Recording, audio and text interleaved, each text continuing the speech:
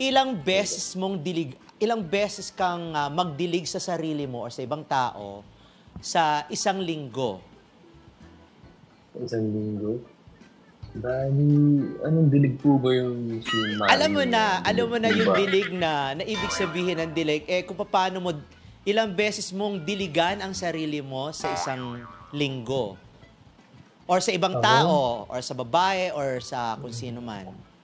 Hindi, wala po akong dinidiligang iba eh. Ang dinidiligang ko lang po is yung sa may CR lang po ko nagdidilig lagi po eh. Siguro ginagawa ko yung mga 3 times to 2 times a day po. 3 times? Okay, kaya po? Sorry. Pero ano po yun, mga 3 to 4 times din lang po ako magdilig sa isang linggo. 3 to 4 times a week ka lang magdilig sa sarili mo? Okay. Sa sarili or may kasama? Sa sarili din po minsan. Kasi minsan kasi wala ka namang kapiling. Kaya minsan ikaw na lang din siguro mag-isa.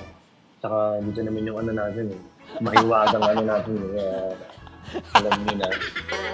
So kung meron magpipresenta sa'yo, pwede bang ako na lang magdilig at gumawa niyan? Papayag ka ba? Or mas gusto mo na sarili mo na lang? At baka magka-issue pa.